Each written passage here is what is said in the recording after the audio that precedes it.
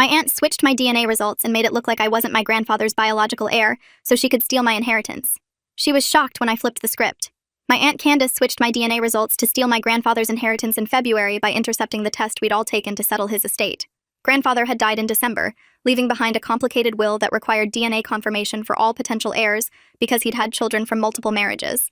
The estate was worth $3 million and would go entirely to his closest biological descendant. Everyone assumed that would be me since I was his only grandchild from his eldest son, but Candace had other plans. She worked at the medical center where we'd submitted our samples and used her access to tamper with the results before they were processed. The results came back showing I had no biological relationship to my grandfather, while Candace's son Randy, my cousin, was supposedly his only biological heir.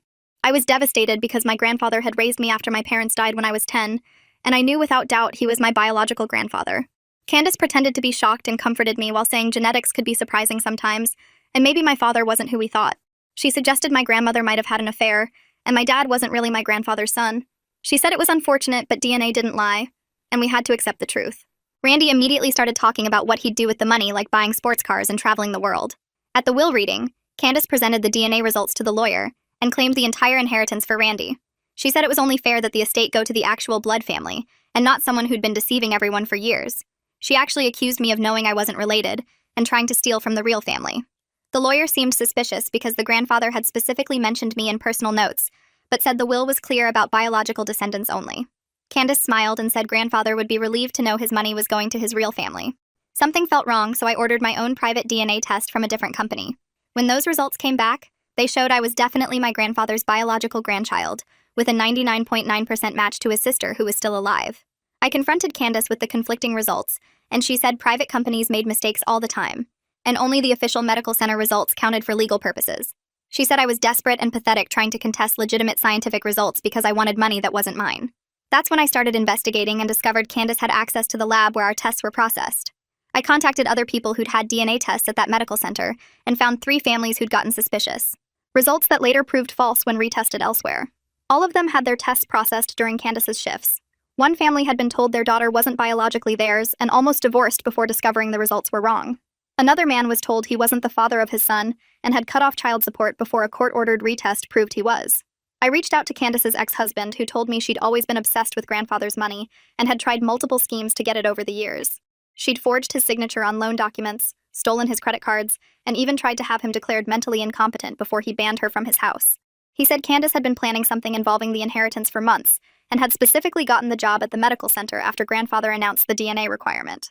I pretended to accept the results while secretly working with a private investigator who specialized in medical fraud. He found that Candace had logged into the system at unusual hours and accessed specifically our family's test results multiple times. He also discovered she'd ordered Randy's DNA test weeks before grandfather died, suggesting she'd been planning this before the will was even read. We got a court order for all of us to retake the tests at a different facility with strict chain of custody protocols. Candace tried to refuse, saying it was harassment to question verified medical results, but the judge noted the irregularities in her access patterns. The test was scheduled for a Monday morning with a representative from the court present to observe. Candace called in sick that day claiming food poisoning, but the judge said the test would proceed with or without her. The new results confirmed what I already knew, that I was my grandfather's biological grandchild, and Randy had no biological relationship to him at all. It turned out Randy wasn't even Candace's biological son, but was her stepson from her second marriage.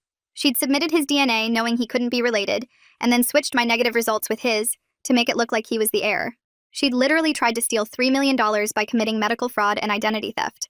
The prosecutor charged Candace with 17 counts of medical fraud affecting multiple families, but at her arraignment she looked oddly calm. I sat in the courtroom watching Candace's calm expression at her arraignment and felt my stomach drop because that look meant she thought she had a way out. She wore a navy blue suit like she was attending a business meeting instead of facing criminal charges, and her hands rested folded on the table in front of her without any sign of nervousness.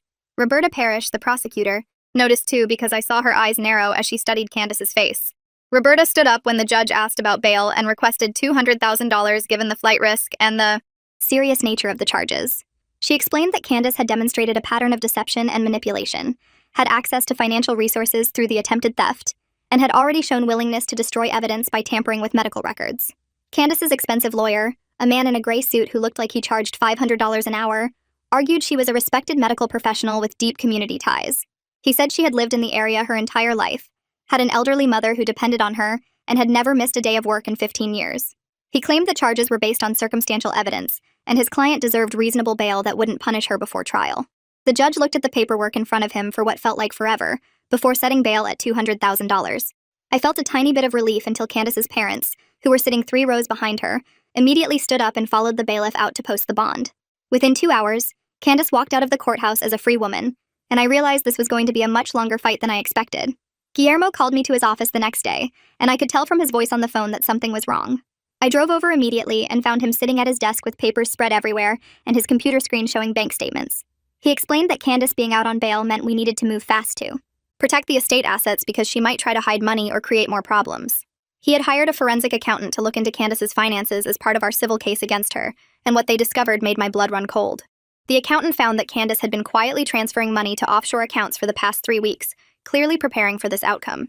She had moved almost $400,000 to banks in the Cayman Islands and Panama using shell companies her parents had set up. The transfers started right after the court ordered the new DNA tests, which meant she knew she was caught and was already planning her escape. Guillermo showed me the transaction records and explained that this was exactly the kind of behavior that showed consciousness of guilt. He immediately started drafting emergency motions to freeze all of Candace's assets and restrict her travel, arguing she was actively preparing to flee jurisdiction with stolen inheritance money. He worked through lunch getting everything filed with the court, and I sat in his office feeling sick because Candace had been 10 steps ahead of us this whole time. The hearing on the asset freeze happened within 48 hours because Guillermo convinced Judge Hong it was an emergency situation. We sat in a smaller courtroom than before, just us and Candace's lawyer and the judge. Candace's lawyer argued the transfers were legitimate financial planning and his client had every right to manage her own money. He said she was simply diversifying her investments and the timing was coincidental. He tried to make it sound like we were harassing an innocent woman who was protecting her assets from a frivolous lawsuit.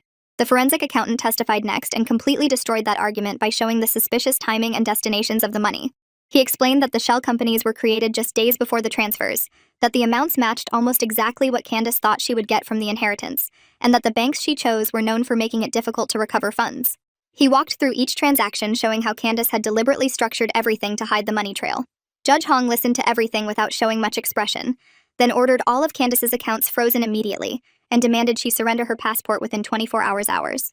I watched Candace's calm mask crack just slightly when the ruling came down, and I saw her jaw tighten, and her hands grip the edge of the table.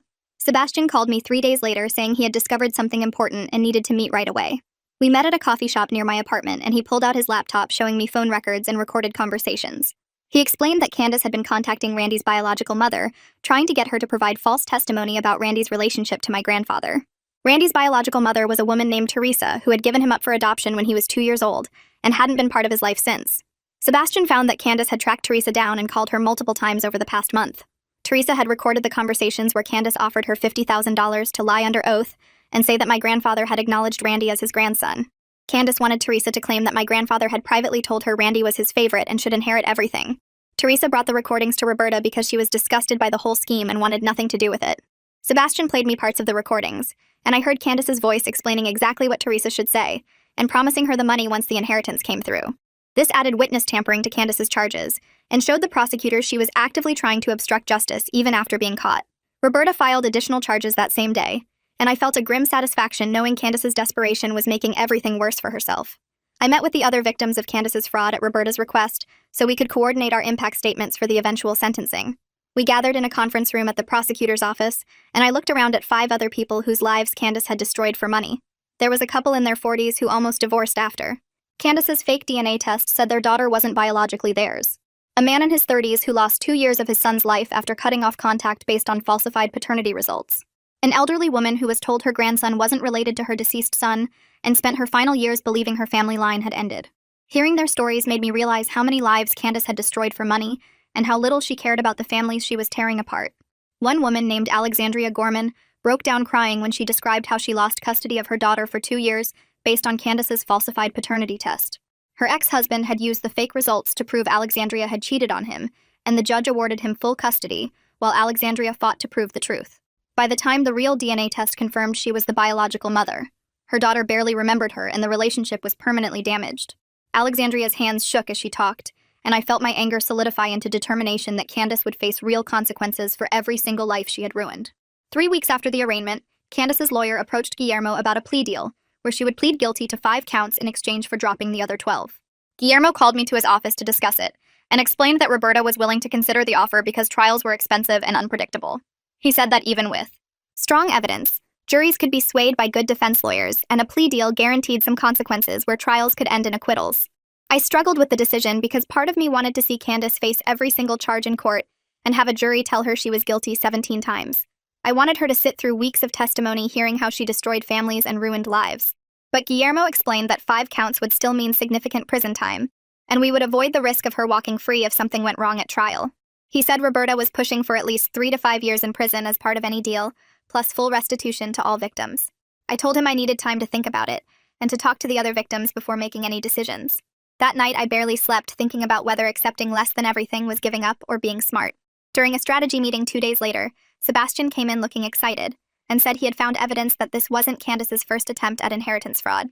He explained that she had tried something similar with a distant cousin's estate 5 years ago, but that family had settled privately to avoid publicity. The cousin, Hugo Smith, was willing to testify about Candace's pattern of targeting family members for financial gain. Sebastian showed us the court documents from the previous case where Candace had claimed she was entitled to half of her cousin's inheritance based on a verbal promise from the deceased. The family had eventually paid her $50,000 to go away rather than fight it in court. Hugo said he always suspected Candace had forged documents to support her claim, but they couldn't prove it, and the settlement was cheaper than litigation. This new evidence strengthened the prosecution's case significantly, because it showed Candace had a pattern of inheritance fraud going back years. Roberta called me that afternoon and said she was rejecting the plea offer and preparing for trial because the pattern evidence made conviction much more likely. She explained that judges and juries took pattern evidence very seriously, and it would be almost impossible for Candace to claim this was a one-time mistake. I had to sit for a deposition 2 weeks later, where Candace's lawyer tried to make me look like a gold digger who invented the fraud allegations to steal the inheritance myself. We met in a conference room at his office with a court reporter recording everything, and Guillermo sitting next to me. The lawyer started by asking about my relationship with my grandfather, and implying that I had manipulated him into favoring me over other family members.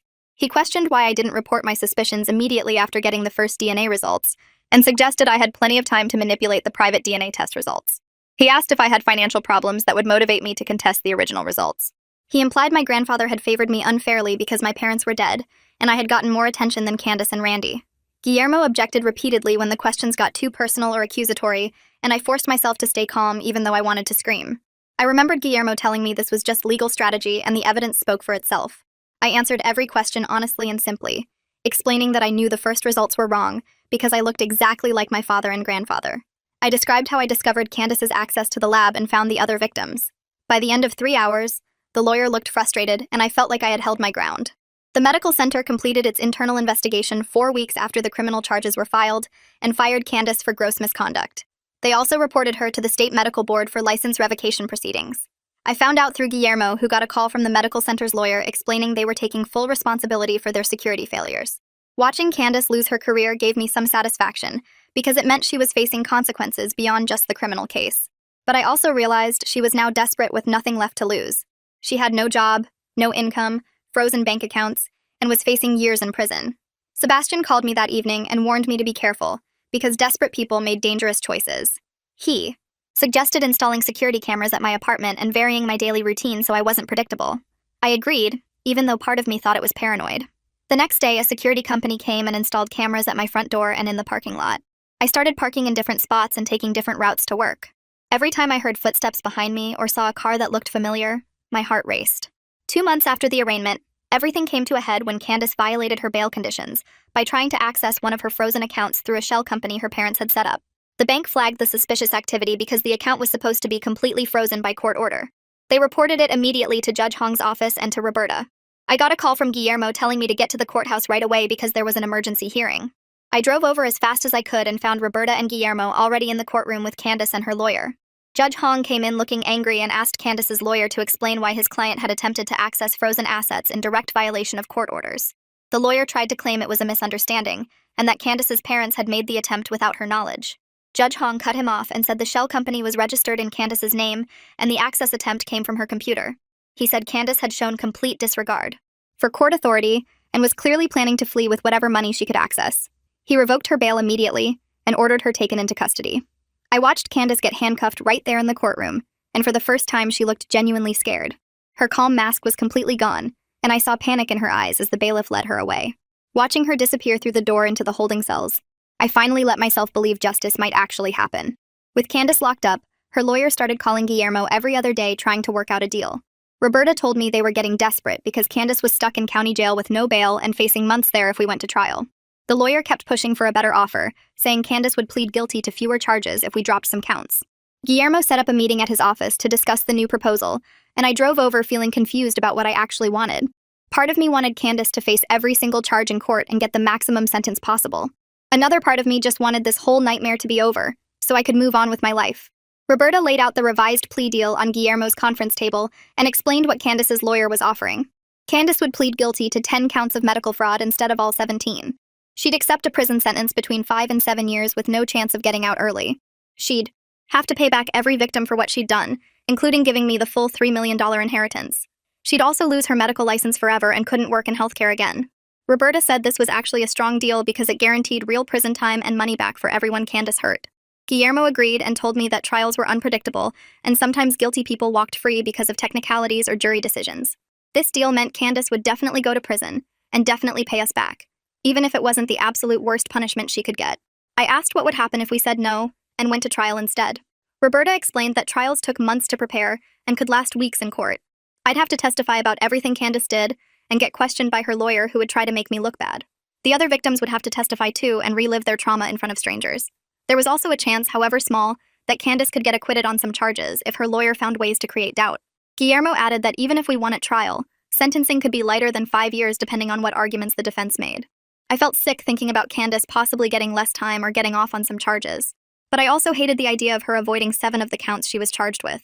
Roberta said I should talk to Alexandria and Hugo before making a final decision, since we were the 3 victims with the biggest damages from Candace's fraud. She gave me their contact information, and I called them both that evening to set up a meeting. Alexandria suggested we meet at a coffee shop near the courthouse since it was neutral ground for all of us. I got there first and ordered tea I didn't really want, just to have something to do with my hands. Hugo arrived next, a tall guy in his 50s who looked tired in a way that went deeper than just lack of sleep. Alexandria came in last, a woman around my mom's age who moved carefully like she was protecting herself from invisible blows. We sat at a corner table away from other customers, and I explained the plea deal Roberta had offered. Alexandria's hands shook slightly as she held her coffee cup, and she asked how long Candace would actually be in prison. I told her 5 to 7 years with no early release, and Alexandria nodded slowly. Hugo leaned back in his chair and crossed his arms, his jaw tight. He wanted to know why we were letting Candace off easy by dropping 7 charges. I tried to explain what Roberta and Guillermo had said about trials being risky, and this deal guaranteeing consequences. Hugo interrupted and said Candace deserved to face all 17 counts in court and get the maximum possible sentence. She'd destroyed families and ruined lives for money, and 7 charges was 7 crimes she wouldn't have to answer for. Alexandria spoke up quietly and said she couldn't handle a trial. She'd already been through so much therapy trying to recover from losing her daughter, and the thought of sitting in court describing that pain to strangers made her want to throw up. She said 5 years in prison was real punishment, and getting her money back for legal fees and therapy would help her move forward. Hugo argued that justice wasn't about what was easiest for us, it was about making sure Candace paid for everything she did. We went back and forth for almost 2 hours, with Hugo getting more angry and Alexandria getting more upset. I found myself somewhere in the middle, understanding both of their positions, but not knowing which one was right. Finally, Alexandria started crying and said she just wanted this to be over. She'd lost years of her daughter's childhood because of Candace's lies, and dragging this out through a long trial would cost her even more time she'd never get back. Hugo's expression softened when he saw Alexandria crying, and he reached across the table to squeeze her hand. He said he was sorry for pushing so hard, he just hated seeing Candace get away with anything. I pointed out that 5 to 7 years in prison plus losing her career and paying back millions wasn't exactly getting away with it. It wasn't perfect justice, but it was real accountability that we could be certain would happen. Hugo was quiet for a long time, staring at his empty coffee cup. Then he said that maybe I was right, and maybe knowing for sure that Candace would face consequences was better than risking a trial that might go wrong. Alexandria wiped her eyes and asked if we were all agreeing to accept the plea deal. I said I thought we should, but only if we added one condition. I told them about something called allocution that I'd read about online while researching plea deals. It meant Candace would have to stand up in court and describe exactly what she did to each of us in detail. She'd have to admit intercepting my DNA test and switching the results. She'd have to admit falsifying Alexandria's paternity test and making her think her daughter wasn't hers. She'd have to admit whatever she did to Hugo and explain why she did it. Alexandria sat up straighter and said she liked that idea, because it meant Candace couldn't just plead guilty and stay silent. Hugo nodded and said making Candace confess publicly was important, because it would be on the court record forever. I called Guillermo right there from the coffee shop and told him we'd accept the plea deal only if Candace had to allocate. Guillermo said he'd call Roberta immediately and make that a requirement of the deal. He warned me that Candace's lawyer might refuse because defendants usually hated allocution, but he'd do his best to make it happen. Over the next few days, Guillermo kept me updated on the negotiations. Roberta told Candace's lawyer that allocution wasn't optional, and if Candace wouldn't do it, the deal was off the table completely. The lawyer tried to argue that a simple guilty plea should be enough, but Roberta held firm. She said the victims deserved to hear Candace admit what she did, and without that, we'd go to trial on all 17 counts.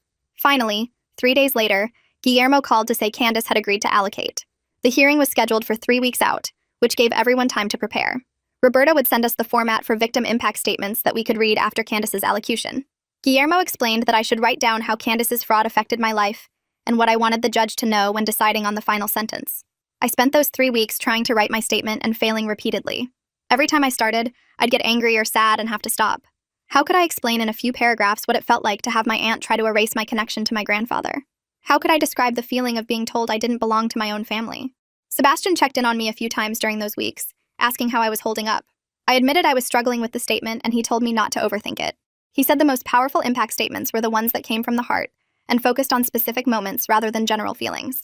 I took his advice and started over, this time writing about the day I got the fake DNA results and how my whole world shifted. I wrote about sitting at the will reading and hearing Candace accuse me of being a fraud. I wrote about the months of investigation and the constant fear that I'd never prove the truth. By the time the allocution hearing arrived, I had 3 pages that felt honest, even if they weren't perfect. The courtroom was smaller than I expected, with old wooden benches and fluorescent lights that made everything look washed out. I sat in the front row with Alexandria on one side and Hugo on the other, all of us silent and tense. Candace was led in wearing an orange jumpsuit and handcuffs, her hair pulled back in a way that made her look older than I remembered. She didn't look at any of us as the bailiff removed her handcuffs and she sat next to her lawyer. Judge Hong came in and everyone stood, then sat back down when she took her seat at the bench. The judge asked if Candace was ready to allocate as part of her plea agreement, and Candace's lawyer said yes. Candace stood up and her lawyer handed her a piece of paper, probably notes about what she needed to say. Judge Hong told her to describe her actions regarding each victim, starting with me. Candace's voice was flat and emotionless as she started talking. She said she'd worked at the medical center and had access to the lab where DNA tests were processed. When our family submitted samples for my grandfather's estate, she logged into the system and pulled up the results before they were finalized. She intercepted my test showing I was my grandfather's biological heir and switched it with Randy's test showing he had no biological connection. She then falsified the documentation to make it look like Randy was the heir and I wasn't related at all. She did this because she wanted the $3 million inheritance to go to Randy, who she was raising as her son, instead of to me. Her voice never changed tone as she described the technical steps she took, like she was explaining a science experiment instead of confessing to destroying my life. She never looked at me once during the whole thing. When she finished talking about my case, Judge Hong told her to continue with the next victim. Candace described falsifying Alexandria's paternity test by switching the mother's DNA sample with a random sample from the lab's database. She explained that Alexandria had paid for a test to confirm her daughter's biological relationship, and Candace had made it show no maternal match. She said she did this because Alexandria's ex-husband had paid her $5,000 to help him get custody by proving Alexandria wasn't the biological mother.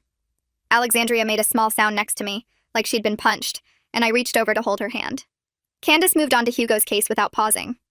She admitted falsifying a DNA test 5 years ago that made it look like Hugo's cousin wasn't related to their grandmother, allowing Candace's family member to claim a larger share of that estate. She said she'd been practicing this type of fraud for years before doing it to our family. Judge Hong asked if there were any other victims she needed to address, and Candace listed off the other families whose tests she'd tampered with. For each one, she gave the same flat, technical description of what she'd done and why. The whole allocution took almost 40 minutes, and by the end I felt numb. This was supposed to be closure, hearing Candace admit everything, but instead it felt like listening to a robot read a crime report. There was no emotion, no apology, no acknowledgement that she'd hurt real people. She just stood there describing her crimes like they were items on a grocery list. After Candace sat down, Judge Hong asked if the victims wanted to read their impact statements before she accepted the plea. Roberta stood up and said yes. 3 victims had prepared statements. Alexandria went first, walking up to the podium with shaking hands and unfolding her papers. She read in a quiet voice about the day she got the test results saying her daughter wasn't biologically hers. She described how her ex-husband used those results to take full custody and how she'd spent 2 years fighting to get her child back. She talked about the therapy sessions where she cried so hard she couldn't breathe, and the nights she lay awake wondering if her daughter would ever forgive her for giving up. She explained that even after the truth came out and she got custody back, her relationship with her daughter was damaged in ways that might never fully heal. Her daughter had spent formative years believing her mother abandoned her, and that belief left scars. Alexandria's voice broke as she finished, saying that Candace hadn't just stolen time from her, she'd stolen her daughter's childhood and her own chance to be the mother she'd always wanted to be. When Alexandria sat down, Hugo walked up to read his statement. His voice was steadier than Alexandria's but filled with anger. He talked about his grandmother's estate and how Candace's fraud had torn his family apart. Cousins who'd been close for decades stopped speaking to each other over the inheritance dispute. His sister had a breakdown from the stress and ended up hospitalized.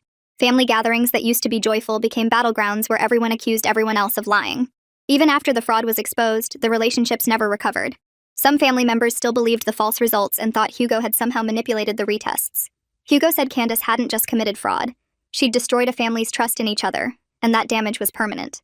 He sat down heavily, like the weight of his words had exhausted him. Then it was my turn. I walked to the podium feeling like I might throw up, but I forced myself to unfold my statement and start reading. I told Judge Hong about my grandfather raising me after my parents died, and how he was the only real parent I'd ever known. I described the will reading where Candace accused me of being a fraud and trying to steal from the real family. I talked about the months where I questioned my own identity and wondered if maybe the fake results were true. I explained that Candace hadn't just tried to steal money from me. She'd tried to erase my connection to the man who raised me. She'd tried to make me believe I didn't belong to my own family and that my grandfather's love for me was based on a lie. Even now, after proving the truth, I sometimes had moments of doubt where I wondered if I really belonged anywhere. That was what Candace had done to me, planted a seed of doubt about my own identity that would probably never fully go away. My voice was shaking by the time I finished, but I made it through the whole statement without crying. I folded the papers and walked back to my seat, feeling Alexandria squeeze my shoulder as I sat down. Judge Hong thanked us for our statements and said she'd reviewed all the evidence and the plea agreement. She asked Candace if she understood that by pleading guilty to 10 counts of medical fraud, she was giving up her right to a trial and accepting whatever sentence the court imposed within the agreed range. Candace said yes in that same flat voice. Judge Hong accepted the plea and said she'd now determine the sentence. She talked about the seriousness of Candace's crimes and how she'd abused her position of trust in the medical field. She mentioned the number of victims and the lasting harm Candace had caused. Then she said she was sentencing Candace to 6 years in state prison with no possibility of parole, followed by 10 years of probation. During probation, Candace couldn't work in healthcare or any job that involved handling confidential information. She also had to pay full restitution to every victim, starting with the $3 million she tried to steal from me. Judge Hong listed out the amounts for Alexandria's legal fees and therapy costs, Hugo's settlement from the previous fraud, and payments to the other victims. The total came to almost $4 million, which meant Candace would be paying restitution for the rest of her life. Judge Hong asked if Candace understood the sentence, and Candace said yes. The bailiff came over to put the handcuffs back on, and I watched them lead Candace toward the door that went to the holding cells. For just a second, Candace looked back at me, and I saw something in her eyes that might have been fear or regret. Then she was gone through the door and it closed behind her. I sat there feeling exhausted in a way that went beyond just being tired. This whole process had taken something from me that I'd never get back. Some kind of innocence or trust in family. Alexandria was crying quietly next to me, and Hugo had his head in his hands. Roberta came over and told us we'd done well, and that justice had been served. But sitting in that courtroom after Candace was led away, I didn't feel triumphant or relieved. I just felt empty. The paperwork to transfer my grandfather's estate took another 6 weeks because of all the legal complications from the fraud. Guillermo had to file motions proving I was the rightful heir, get court approval to unfreeze the accounts, and work with the estate lawyer to finalize everything. He called me every few days with updates about forms that needed signing or judges who needed to approve things. I went through the motions of responding to emails and showing up at his office when needed, but I felt disconnected from it all. The money didn't feel real or important anymore. Finally, on a Tuesday morning in late spring, Guillermo called to say the transfer was complete. The $3 million was now legally mine and sitting in an account with my name on it. He suggested I come to his office to review the final documents and discuss next steps. I drove over and sat across from his desk while he showed me bank statements and investment options. The numbers on the page seemed impossible, like they belonged to someone else's life. Guillermo asked if I was okay, and I realized I'd been staring at the statements without really seeing them. I told him I was fine, just processing everything. He said that was normal, and I should take my time figuring out what to do with the inheritance. There was no rush to make decisions. I thanked him and took the documents home, where I sat on my couch staring at them for hours. This was what Candace had tried to steal, what she'd committed fraud and destroyed families for. $3 million that was supposed to make me feel secure or happy or something. Instead, I just felt empty, because all I really wanted was my grandfather back and the family I thought I had. The money couldn't give me that. A week later, I met with Guillermo and Sebastian to settle their fees for everything they'd done. Guillermo had his invoice ready, detailing all the hours he'd spent on the case, but then he crossed out half the charges. He said he couldn't in good conscience charge me full price when he knew how much this case had taken from me emotionally. Sebastian did the same thing with his investigation fees, reducing them significantly. I looked at both of them and said absolutely not. They'd given me justice when I felt completely powerless, and I was going to pay them what their work was actually worth. Guillermo tried to argue, but I cut him off. I told him this was the one thing I could control in this whole mess, making sure the people who helped me got compensated fairly. He finally agreed, and I wrote checks for the full amounts they'd originally invoiced. Sebastian looked at his check and then at me, his expression serious. He said he wanted to use my case as an example in his training materials for other fraud investigators. He'd changed the names and identifying details, but the pattern of how Candace committed the fraud and how we uncovered it could help other families going through similar situations. He asked if I'd be okay with that. I thought about it for a minute and then said yes. If my nightmare could help other victims, then maybe the whole experience had some meaning beyond just my own pain. Sebastian thanked me and promised to send me the materials before he used them, to make sure I was comfortable with how the case was presented. After they left, I sat in Guillermo's office for a few more minutes, feeling something shift inside me. The money wasn't just about me anymore. It was about taking what Candace tried to steal and using it to help people she'd hurt and people who might get hurt in the future. 3 weeks after the sentencing, I got a call from a lawyer I didn't recognize. He said he was representing Randy and that Randy wanted to talk to me privately. I immediately felt suspicious because Randy had been part of Candace's scheme, even if he claimed not to know about it. The lawyer said Randy understood if I didn't want to meet, but he was hoping I'd give him a chance to explain. I told the lawyer I'd only meet in Guillermo's office with Guillermo present, and the lawyer agreed. We set it up for the following Tuesday. When Randy walked into Guillermo's office, he looked terrible. He'd lost weight and had dark circles under his eyes like he wasn't sleeping. He sat down across from me and Guillermo, his hands shaking slightly. I asked him what he wanted to say. Randy started crying almost immediately, apologizing over and over. He said Candace had told him that my grandfather specifically wanted him to have the inheritance because he'd always felt guilty about not being closer to Randy growing up. She'd shown him fake documents and emails that made it look like my grandfather had planned everything. Randy said he never questioned it because Candace was his stepmother and he trusted her completely. He'd believed her when she said the DNA results proved he was the rightful heir.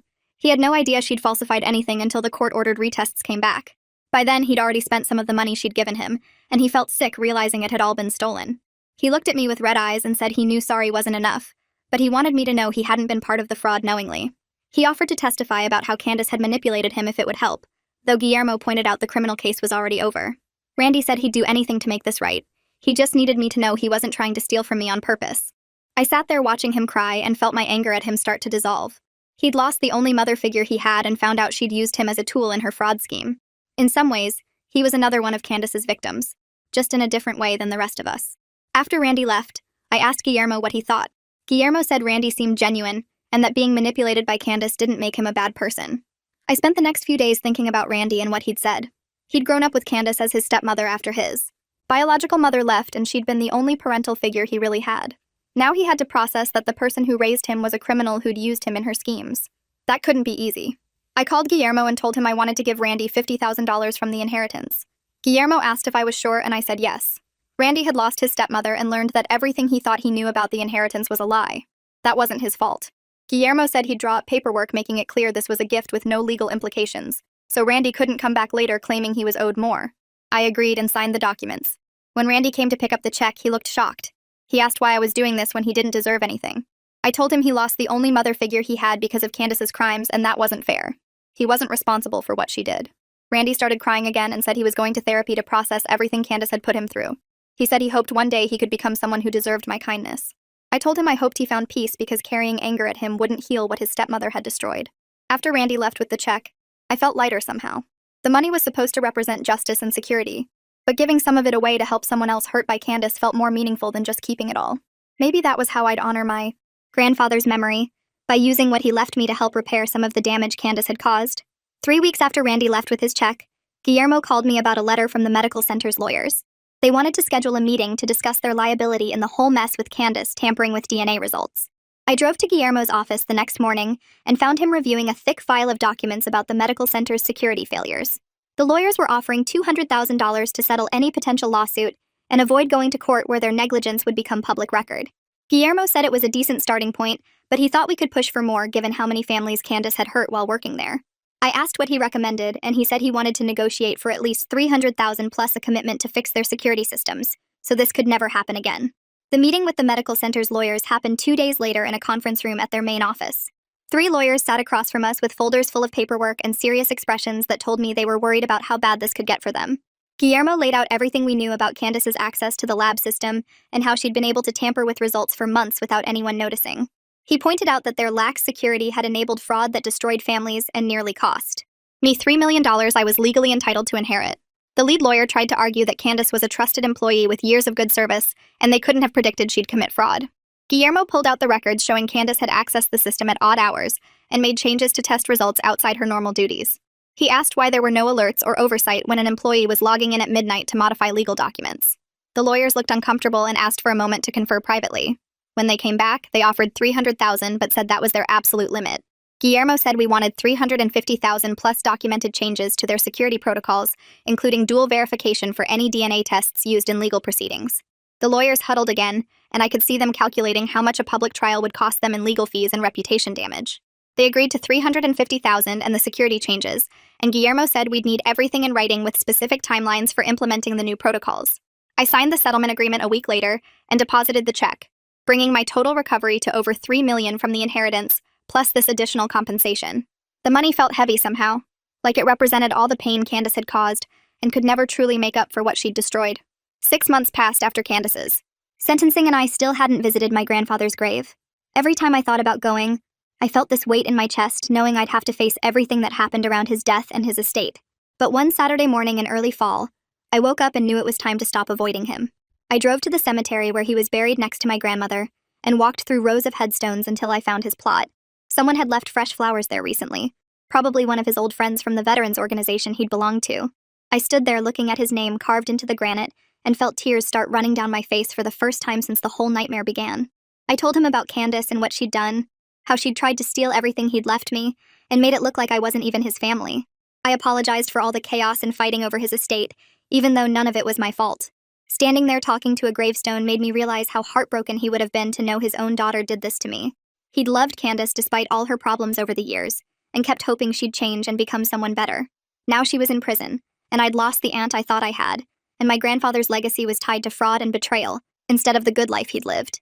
I sat down on the grass next to his grave and made a decision right there. I wasn't going to let Candace's actions poison his memory or turn the inheritance into something ugly. My grandfather had worked hard his whole life and saved that money because he wanted to take care of his family after he was gone. I'd use it the way he would have wanted, to build something good and help people instead of just keeping it locked away like tainted money. The idea came to me over the next few weeks as I thought about what my grandfather valued most. He'd always believed in helping people who couldn't help themselves and standing up for what was right even when it was hard. I decided to establish a foundation in his name that would provide free DNA testing and legal support for families dealing with questioned paternity or inheritance fraud. Guillermo helped me set up the legal structure, and we filed all the paperwork to create a nonprofit organization. I reached out to Alexandria and asked if she'd serve on the board since she understood what families went through when DNA results were manipulated. She agreed immediately and said helping other people avoid what she'd suffered would give meaning to her nightmare. I contacted Sebastian next and proposed partnering with his investigation firm to help families who suspected medical fraud but couldn't afford private investigators. He said he'd been thinking about offering pro bono services for fraud cases, and this foundation would be the perfect way to structure that work. We spent 3 months planning everything from how families would apply for help to what kind of legal support we could provide. I put $500,000 from the inheritance into the foundation as seed money and set up monthly donations to keep it running. The foundation officially launched 4 months after I received the full inheritance, and we immediately got applications from families dealing with suspicious DNA results. Our first case involved a mother who'd been told her son wasn't biologically hers after a test at a different medical center, and Sebastian's team found evidence of similar tampering. Helping her get justice and prove her son was really hers felt like taking the evil thing Candace had done and transforming it into protection for vulnerable people. Hugo called me about a month after the foundation launched and said he'd been following our work. He asked if I'd be interested in collaborating on advocacy efforts to strengthen laws around medical fraud and DNA testing security. I met him for coffee, and he explained that he'd been contacted by a state legislator who wanted to introduce new regulations after reading about Candace's case in the news. The legislator was looking for victims willing to testify before a committee about their experiences and why stronger oversight was needed. I felt scared thinking about standing in front of government officials and describing what happened, but I knew it was important. Hugo and I worked with the legislator's staff to prepare testimony that covered both our cases and showed the pattern of how medical professionals could abuse their access to DNA testing systems. The hearing was scheduled for a Tuesday morning, 6 weeks later at the state capitol. I drove there with Guillermo and met Hugo in the lobby of the legislative building. We walked into the committee room together and sat at a table facing a panel of legislators who looked interested but skeptical. When it was my turn to speak, I described how Candace had used her position at the medical center to steal my inheritance and tried to erase my connection to my grandfather. I explained the emotional damage of being told you're not related to the person who raised you and how easily she'd been able to manipulate the system. Hugo testified next about his experience with Candace's earlier fraud attempt and how the lack of security protocols enabled her to target multiple victims over years. The committee members asked questions about what specific changes would have prevented the fraud, and we explained the need for dual verification, audit trails, and oversight of employees accessing DNA results. Standing in that government building describing what Candace did was terrifying but also empowering somehow. 3 months later, the committee passed new regulations requiring independent verification for any DNA tests used in legal proceedings like inheritance disputes or custody cases. Knowing our nightmare had led to real systemic change made the whole ordeal feel less pointless. A year after the fraud was exposed, I was managing the foundation full-time, and we'd helped 12 families resolve inheritance and paternity disputes. 3 of those families had discovered fraud similar to what Candace did, with medical professionals tampering with results for personal gain. Our investigators worked with prosecutors to expose the people responsible and get them charged with crimes before they could hurt more families. I hired 2 staff members to handle the growing number of applications and set up partnerships with law schools to provide free legal representation. The foundation was using about $200,000 a year from the inheritance money, but we'd also started getting donations from people who'd read about our work. I still had hard days where I felt the weight of family betrayal and wondered if I'd ever fully trust anyone again. Sometimes I'd wake up angry at Candace for destroying something I'd never get back, that innocent belief that family meant loyalty and protection. But then I'd go to the foundation office and see families getting help, kids being reunited with parents they'd been separated from by false DNA results, and I'd feel like I was building something meaningful from the wreckage. The work gave me purpose beyond just surviving what happened. The letter from Candace arrived on a Tuesday afternoon in a plain white envelope with the prison return address. I opened it standing in my kitchen and read her handwritten words about finding religion in prison and wanting to make amends for what she'd done. She wrote about attending chapel services and talking to a counselor who helped her understand how greed had corrupted her values. She said she was sorry for hurting me and asked if I could find it in my heart to forgive her so she could move forward on her spiritual journey. I read the whole thing once, felt absolutely nothing, and threw it in the trash. Guillermo called me that evening about something else, and I mentioned the letter.